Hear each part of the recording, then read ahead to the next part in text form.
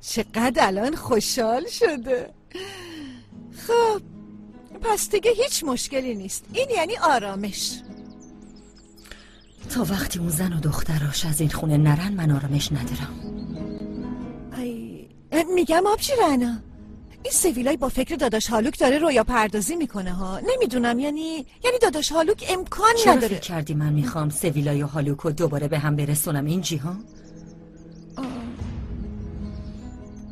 نگونیش، نه سویلای. هالوک باید تنها باشه.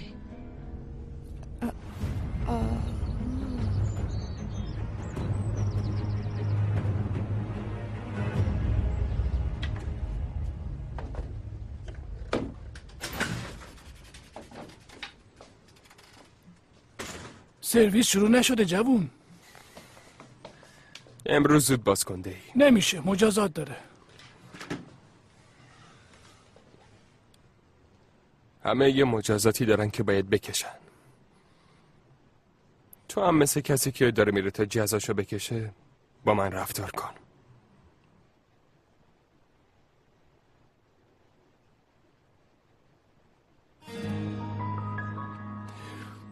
لطفاً.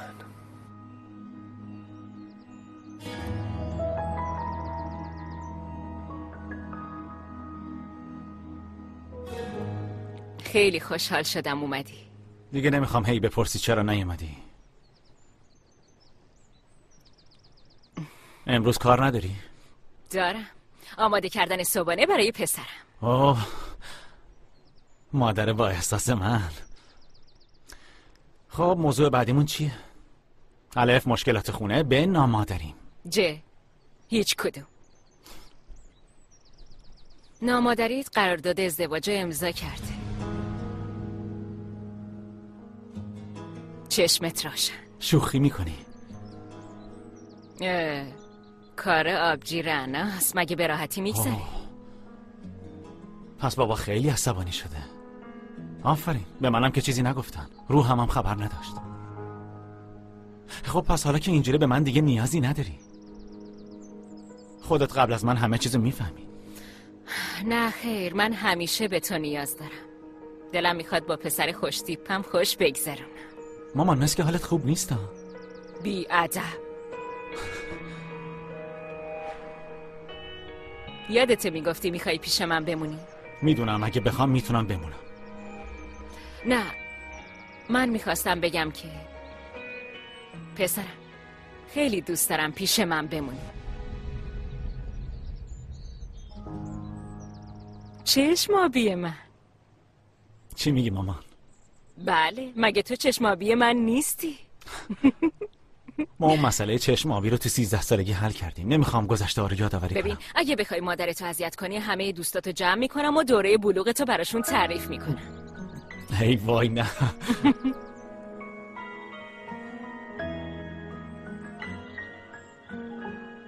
مامان ببین بچه پروانه رو. منم مامانشونو دارم میخورم. واسه منم که قلبه. منم خرس دارم، خرس.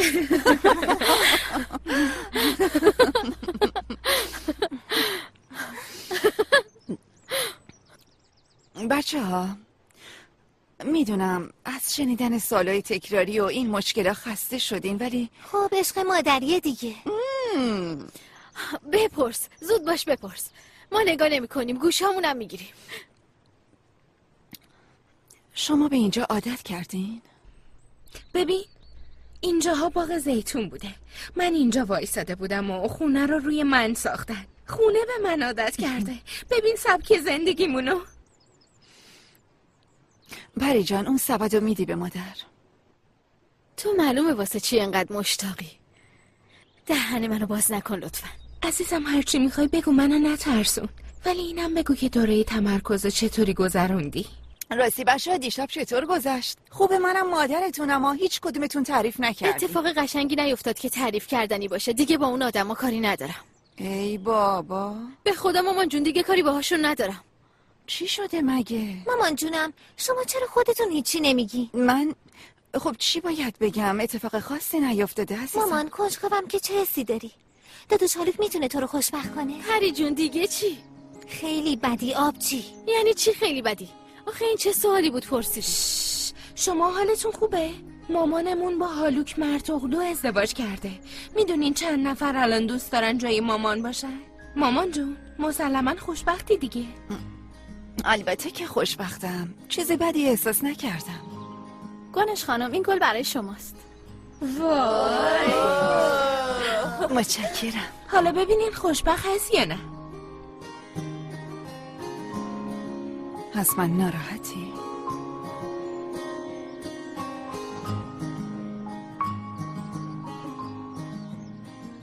دخترها هنوز میخواین بشینین؟ البته منم بدم نمیاد بشینم. وای گنش خانم، یعنی با یه گل زیر رو شدین؟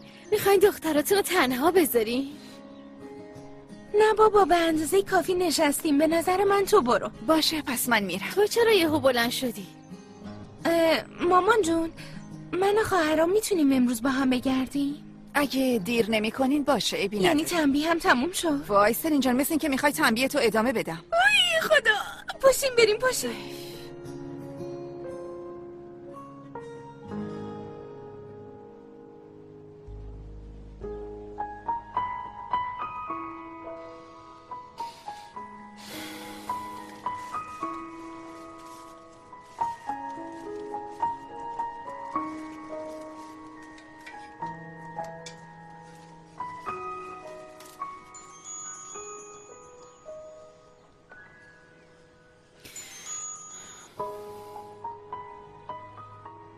سلام عشقم. نیازی به این گلا نبود. وا یعنی کی واسه زنم گل فرستاده؟ منتظر یه جواب یادداشت تو بدم. میخوام منفی باشه. بله. چرا باید مثبت باشه؟ پس شب برای شام با همیم درسته؟ کجا؟ تو هتل. البته یه شام کاری اما وای حالو که این چه کاریه؟ جرزنی نداریم. به همه گفتم با همسرشون بیان. نمیشه که همسر من نباشه. خب اگه قول داده بودی چرا صبح موقعی رفتن حرفی نزدی؟ چون نمیخواستم جواب منفی بدی. همون نترسین آدمای خوشگذرونین. کسل کننده نمیشه برات. چه میگی؟ خیلی خوب باشه. بله خوبه. پس میتونم آخرین شوکم هم بگم چون میدونستم جواب مثبت بدی. یه چیزایی فرستادم خونه. چی؟ سورپرایزه. باشه حالا قطع میکنم شب راننده میاد دنبال تو رو میاره اینجا. باشه دوست دارم. منم همینطور. میبینمت.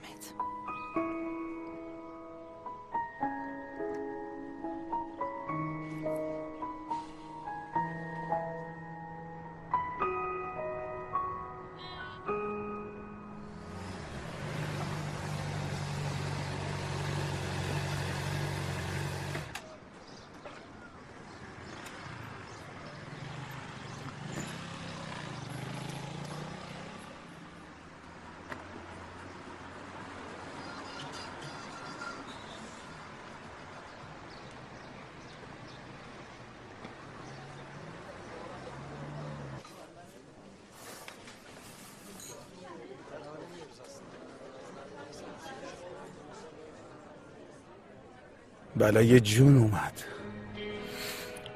این اینجا چی کار میکنه؟ سلام جوونا. آقا امره. جناب مرد. سواش ببین توی حال خودت نیستی. از همون راهی که اومدی برگرد. با اعصاب منم بازی نکن. میرم اما اول حرف بزنیم بعد میرم. البته من حرف میزنم شما گوش میدی. ببین شر درست میشه نگی نگفت. وایسا ببینم چی میخواد بگه. از یه سال پیش حرفی نمونده که پشت سرم نزدین. حرفای خیلی سنگینی زدین. پسر تو قاطی کردی؟ حرفمو قطع نکن.